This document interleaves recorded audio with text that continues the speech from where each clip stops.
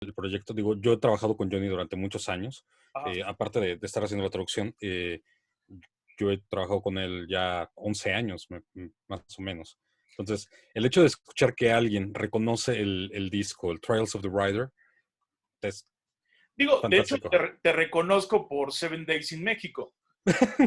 Sí, ahí andaba. Sí, de hecho, o sea, te reconocí en cuanto vi Leonardo, dije, me suena y ya te vi y dije, lo vi en el docu. Sí, sí, soy yo. Y te digo, la verdad es que, fíjate que Human Drama, cuando yo me acerqué a su música, pues, estaban como en esta etapa en que metían más flautas y arpas y cosas así, y no era como, no me generó un attach, no me encantó. Mucho tiempo después, escucho el disco de Johnny solista y dije, ¿qué es esto? O sea, sí es vamos, es mucho más íntimo, es, Claro. vamos, emocionalmente es muy profundo. A mí me gustó mucho y te digo, yo prefiero el disco de solista que ¿Has, has llegado a escuchar todo lo que fue el proyecto de Sound of the Blue Heart? no. Ahí está la recomendación. Esa sería como una buena tarea de próxima recomendación. Sound of the Blue Heart. Hay de hecho un disco. Se encuentra, si no mal estoy todavía en Mix-Ups, si no creo que lo puedes conseguir a través de, este, de la página de la banda, etcétera, que se llama Johnny Indovina The Blue Heart Years. Si te gustó Trials, te puedo asegurar lo que quieras a que te va a gustar Sound of Blue Heart. Y me gustó bastante. Everybody hear me? Yes, Yeah, brother. Johnny, thanks for this interview. Thanks, man. Very welcome. Thank you, my friend. Well, pues empecemos. Déjame, Start with más o the menos le interview. explico un poco Okay. lo que estábamos platicando para que sepa. Okay.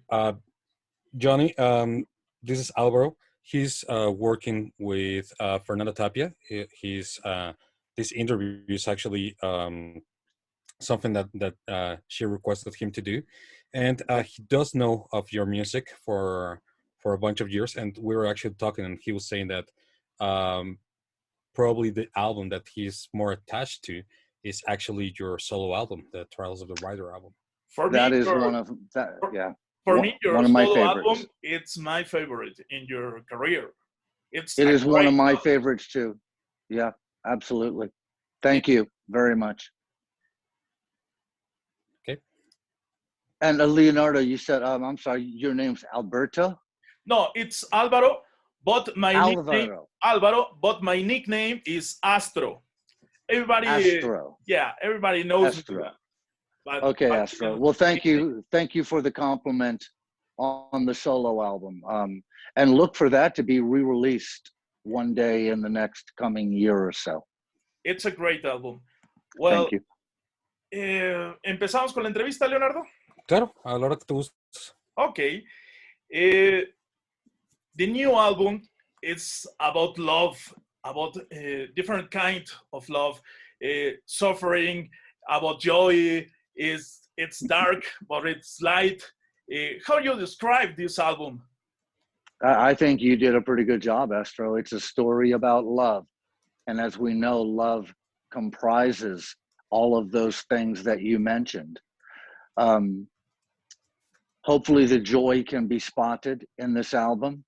I think by the time the album's done, you know that it was true love in my heart. It's great. Well, Johnny, you have a very unique relation with Mexico. It's fantastic. And in the documentary 7 Days in Mexico, it shows this beautiful relation. This is beautiful attach. Tell me, why Mexico? Why is how important is in your life our country? First of all, I never question why, because I think someone might wake me up from the dream. God will say, I was just kidding. That never happened. Mexico, I give credit for extending the life of human drama.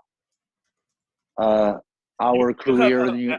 You have an extended basis of fans in Mexico. You are very Yes, famous. and what I want to impart is how important this is.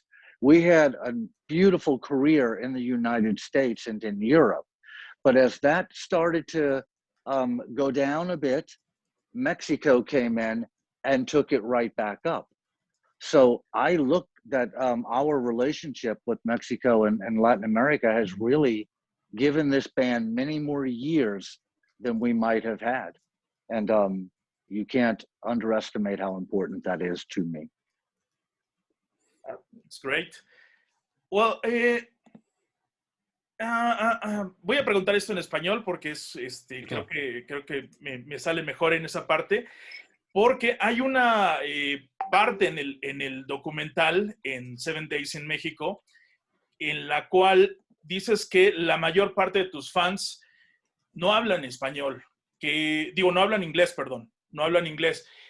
Y mencionas que la música trasciende el idioma. ¿Cómo nos podrías explicar esto y sobre todo cómo lo has vivido? Hablando sobre este asunto de tus fanáticos en México y en América Latina.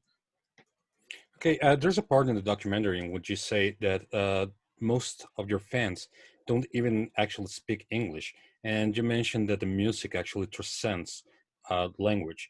Would you explain how is it that you've lived in, and how is it that it gets over with Mexican people and people in Latin America? We are still confused by how attached the Mexico fans who speak English or don't speak English get drawn to the words. I was told that some of our listeners take my words and study those lines as to how it equates as to how you would say it in Espanol, and that is what has drawn them in. We don't know. Again, as I said before, Astro, we're very lucky. I believe that they hear something in the voice and in the music that makes them gravitate and try to research what we are saying. Great. En la canción de One Time Around the Lake hay una frase que dice, "There is no search for a new beginning." Pero justamente vamos saliendo de una pandemia, de un confinamiento, el cual ha representado un nuevo inicio para muchos de nosotros. ¿Qué te ha dejado el confinamiento? ¿Este periodo pandémico te ha dado algo creativamente? Okay, in the song "Sometime Around the Lake," there is one line that says, "There is no search for a new beginning," but we're actually coming out of a pandemic, and it could be described like a new beginning, a new thing for all of us. Right. What has this pandemic left you as an artist? I'll tell you that I have said this to many people. I consider myself, and to a degree, human drama, lucky in the pandemic, as far as it happened to hit right when we were coming up with the idea of releasing a string of singles. So during the pandemic, we were able to, say, every 45 days, reestablish communication with our fans with a new song. And that helped me get through it because I focused, I worked every day. Every day I worked. That's fantastic. I feel you're now more focused and more in love with your job. It's my perception. Well, during the last year and a half, very focused. Right now, trying to relax a bit. Well done. Get some sleep. Muy cansada, muy cansada. Otra pregunta. Leí en alguna entrevista que hablaste sobre esta relación con las plataformas musicales, en particular con Spotify. Esta paradoja entre te escucha mucha gente alrededor del mundo, pero se gana poco dinero. ¿Cómo ves esta parte de la industria musical de hoy en día? Hey, I read in an interview that you talked about this relationship with the platforms, especially something like Spotify, about this paradox that a lot of people listen to your music all over the world, but it leaves too little money. How do you feel about all of this relationship in particular? No one likes to hear an artist complain. I know this. I know it very, very well. The new way of paying artists for their music on the streaming platforms is pathetic. Pathetic is what it is. It's a crying shame. It is so wrong to not only myself, but every other artist. It is hard to live and continue to do your work because of the streaming platforms. Tú has vivido transformaciones en el mundo de la música. ¿En qué punto nos encontramos en el negocio musical?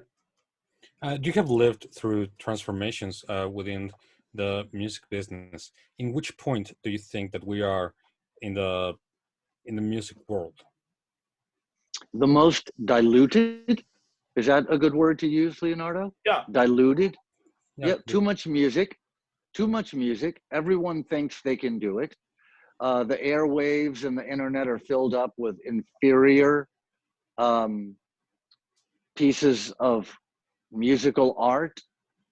I preferred it back in the 70s when there were about 8 or 9 bands total.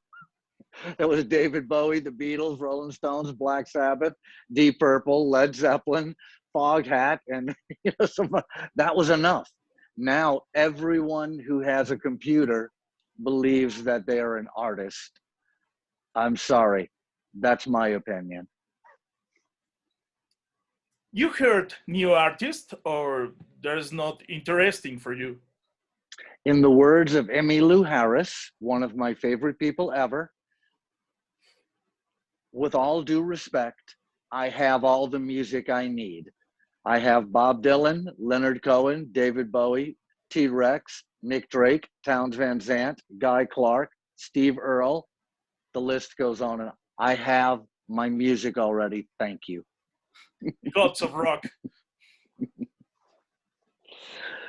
I have, when I want to listen, put on a record at night, I have my catalog that I listen to of other artists that, and I'm satisfied. I'm sure there's a lot of great things.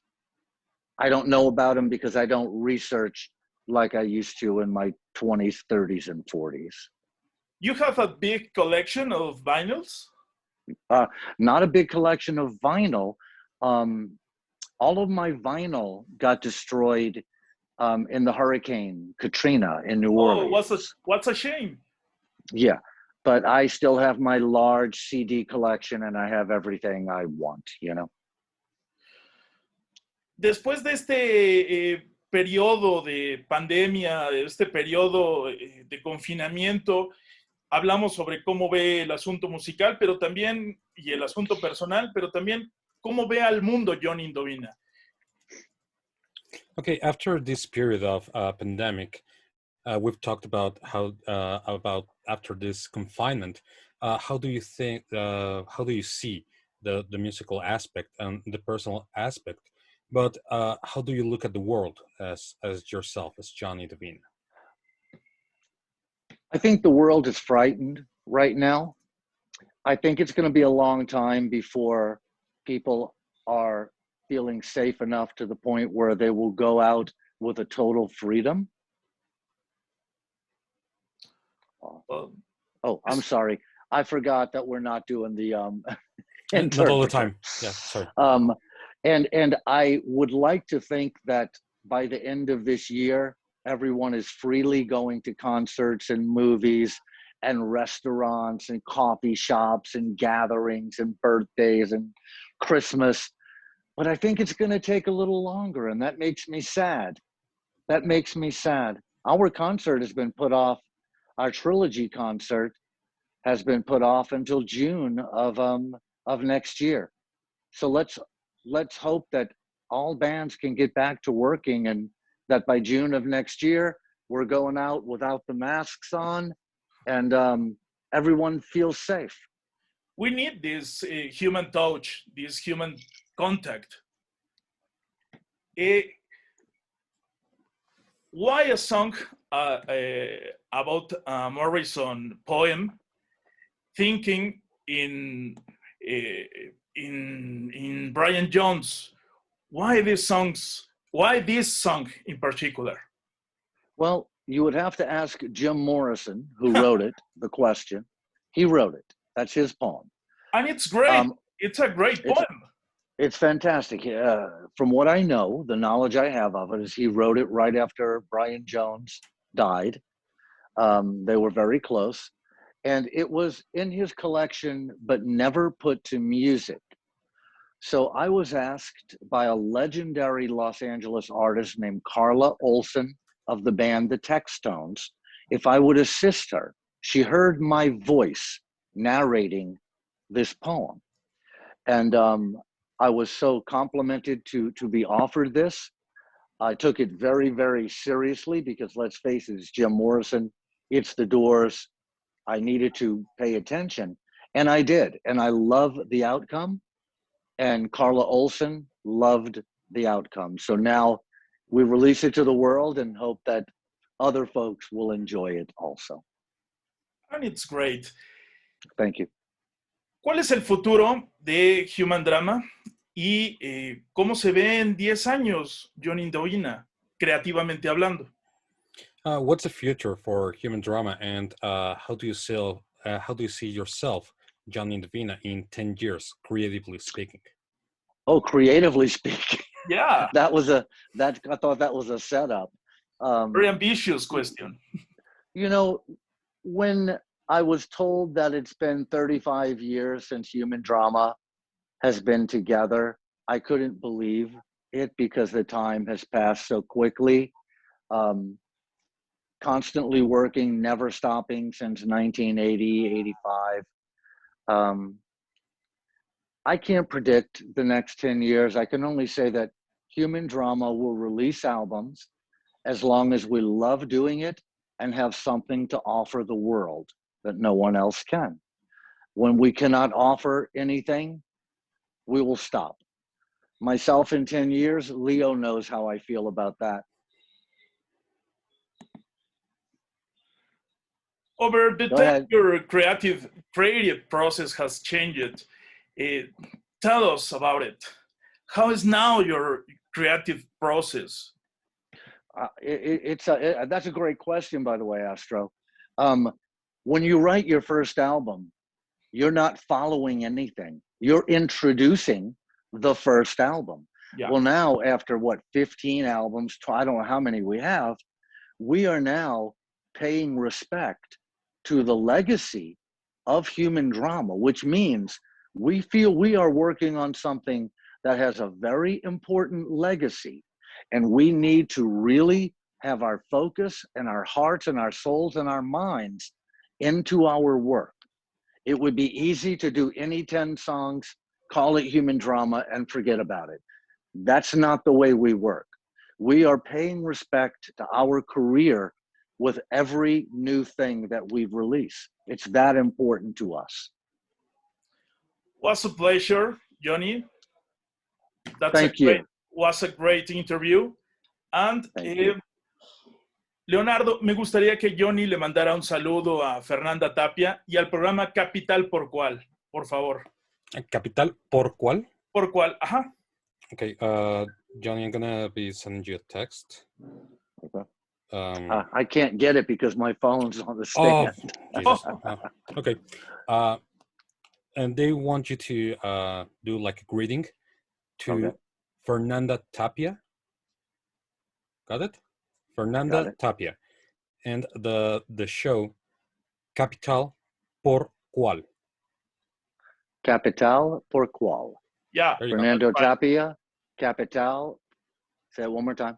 Capital por Cual. Por Cual. Por Cual. Fernando Tapia, Capital por Fernanda. Cual. with an A at the Fernanda. end. Fernanda. Is a girl? It's a girl. Yeah. It's a girl. Okay, Fernanda Tapia, Capital, Pourquoi? Yeah. There you go. Hi, this is Johnny Indovina of Human Drama. I just wanted to say hello to Fernanda Tapia and everyone at Capital, Pourquoi? Thanks a lot. There you go. Was a pleasure. My pleasure, Astro. Nice to meet you. Hope to meet you in person as soon as possible. I hope so. Thanks a lot. Thank you, Leonardo. Gracias, No problem, Leonardo. brother. Cuídate mucho, Astro. Cualquier cosa, estamos a tus órdenes, ya sabes, por medio de Becky. No hay Sí, te ningún problema. agradezco mucho. Igual, digo, es un programa que es un híbrido entre noticiero y revista matutina, entonces ¿Por qué no se me hace raro? ¿Eh? Porque no se me hace raro con Fernanda, güey. Sí, ¿verdad? Sí. Entonces, pues digo, es muy su personalidad, entonces estamos abiertos a todas las propuestas. Si tienes algo, bienvenido. Vale, posiblemente sí en algún futuro. Estaría bueno si me pasas tu contacto. Tengo Claro. separado de esto. Sí, claro. Llego a trabajar con algunas otras personas, incluso también en el caso de